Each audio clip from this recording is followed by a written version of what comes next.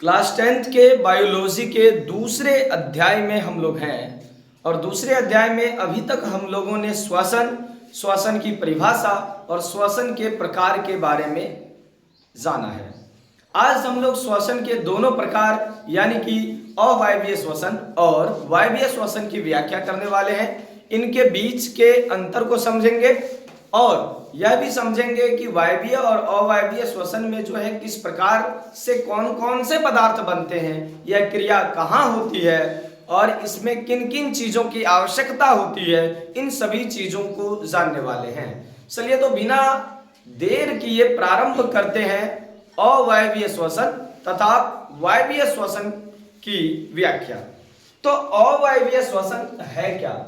Anaerobic respiration, उस प्रकार का श्वसन जिसमें ऑक्सीजन की अनुपस्थिति में, फिर से मैं दोहरा रहा हूं, बस मेन पॉइंट को हमेशा आपको एकदम दिमाग में रखना है। उस प्रकार का श्वसन जिसमें ऑक्सीजन की अनुपस्थिति में एथेनॉल तथा कार्बन डाइऑक्साइड का निर्माण होता है।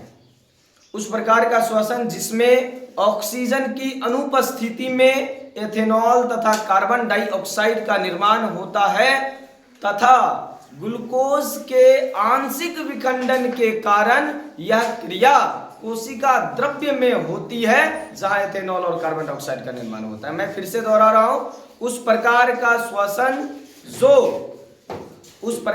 श्वसन जो कोशिका द्रव्य में ग्लूकोज के आंशिक विखंडन से एथेनॉल तथा कार्बन डाइऑक्साइड का निर्माण करता है, या जिसमें ग्लूकोज के आंशिक विखंडन से एथेनॉल तथा कार्बन डाइऑक्साइड का निर्माण कोशिका द्रव्य में होता है, उसे अवायवीय श्वसन कहते हैं, यानी कि एनएरोबिक रेस्पिरेशन कहते हैं।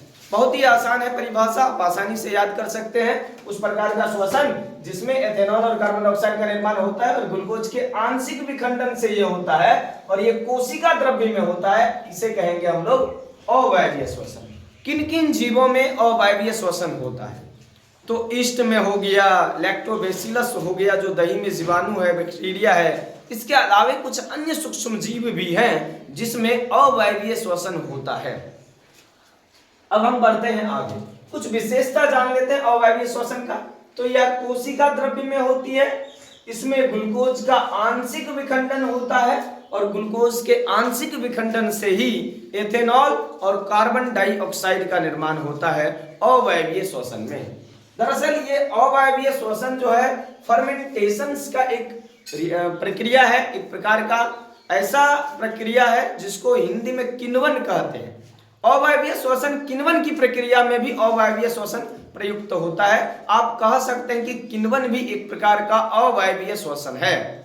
या अवायवीय श्वसन यदि हमसे पूछे कि कोई और क्रिया बताइए जो आपको अवायवीय श्वसन के से समानता या मेल खाता हो, तो वो प्रक्रिया है किण्वन।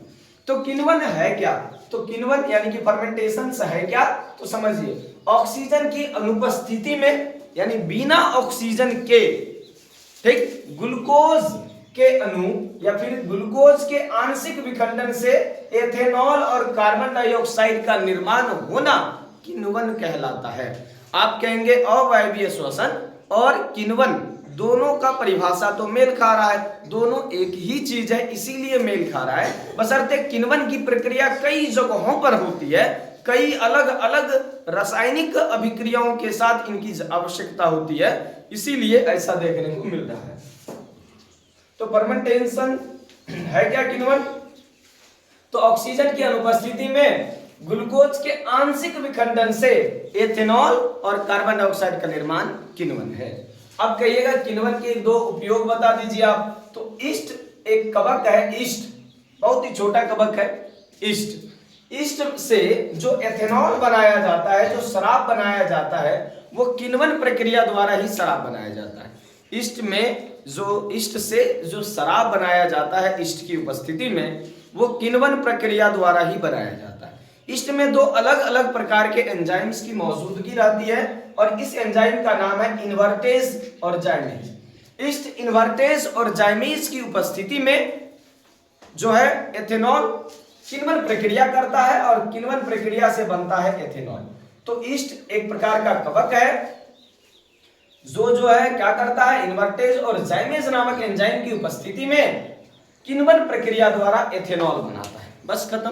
इस प्रकार से हम लोगों ने समझा अवायवीय श्वसन और इसके विशेषताएं और किण्वन प्रक्रिया को। इसके अलावा और हम 2-3 लाइन लिख रहे हैं। अवायवीय श्वसन से काफी कम मात्रा में ऊर्जा मुक्त होता है।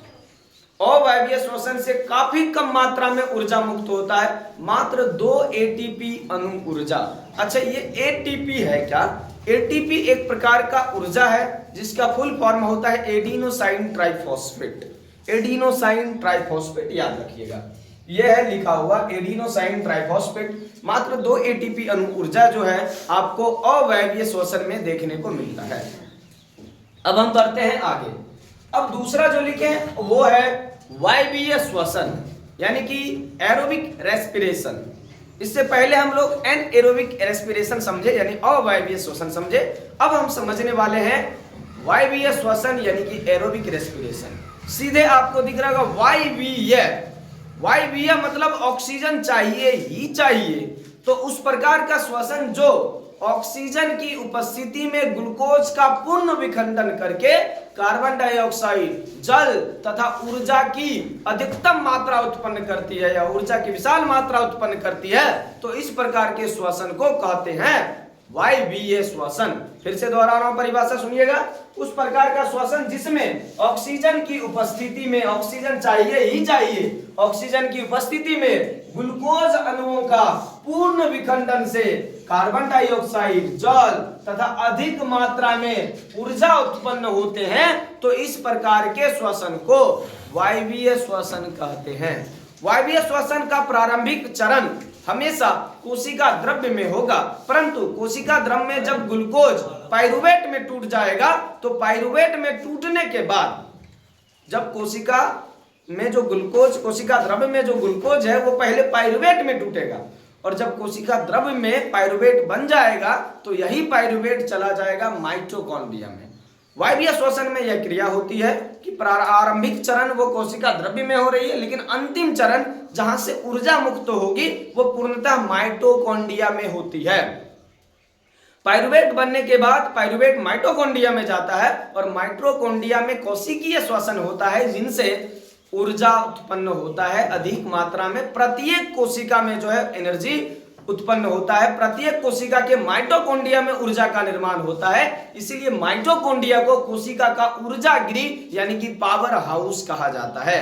और कौन कौन सी विशेषताएं हैं वायवीय श्वसन की, आप देख पा रहे हैं। वायवीय श्वसन में कार्बन डाइऑक्साइड, जल तथा 38 एटीपी अणु ऊर्जा का निर्माण हो रहा है। इसका आरंभिक चरण कोशिका द्रव्य में हो रहा है, और पूर्ण चरण, अंतिम चरण जो है वो माइटोकॉन्ड्रिया में हो रहा है। माइटोकॉन्ड्रिया को कोशिकीय श्वसन कहां होता है अगर हमसे पूछा जाए तो कोशिकीय श्वसन माइटोकॉन्ड्रिया में होता है, और ऊर्जा का निर्माण कहां होता है कोशिका के अंदर, तो माइटोकॉन्ड्रिया में होता है। या फिर ऊर्जा गृह कोशिका का किसे कहते हैं, या powerhouse of the cell किसे कहते हैं, तो वो माइटोकॉन्ड्रिया को कहते हैं। इस तरह से हम लोगों ने जाना आज वायवीय श्वसन और अवायवीय श्वसन को पूरे अच्छे तरीके से, और इसके बीच के अंतरों को भी खूब अच्छे तरीके से समझ पाए।